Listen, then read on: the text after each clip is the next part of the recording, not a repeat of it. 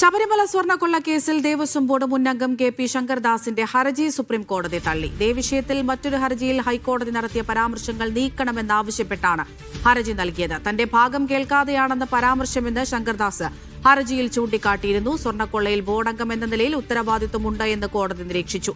വലിയ ക്രമക്കേടാണ് നടന്നതെന്നും സുപ്രീം കോടതി അറിയിച്ചു.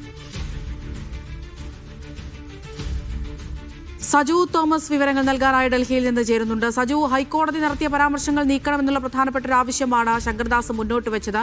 അത് കോടതി തള്ളിയിരിക്കുകയാണ്. എന്തൊക്കെ നിരീക്ഷണങ്ങളാണ് സുപ്രീം കോടതിയുടെ ഭാഗത്തുനിന്നുണ്ടായത്?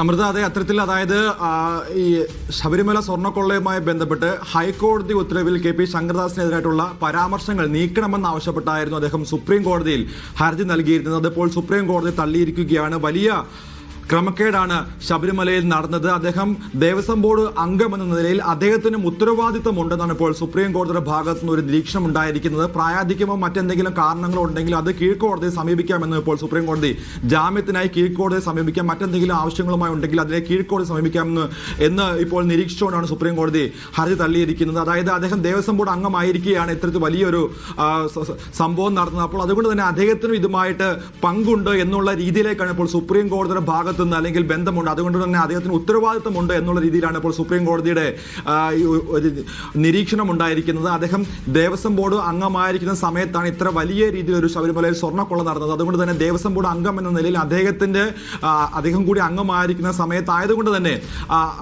അദ്ദേഹത്തിന് ഇതിൽ നിന്ന് ഒഴിഞ്ഞു മാറാനാകില്ല എന്നൊരു നിരീക്ഷണത്തോടു കൂടിയാണ് സുപ്രീം കോടതി ഈ ഹർജി ഇപ്പോൾ പ്രധാനമായിട്ടും തള്ളിയിരിക്കുന്നത്. അദ്ദേഹത്തിന്റെ പ്രായത്തിന്റെയും ആരോഗ്യത്തിന്റെയും കാര്യത്തിൽ മാത്രമാണ് അനുകമ്പ എന്ന് ഇപ്പോൾ സുപ്രീം കോടതി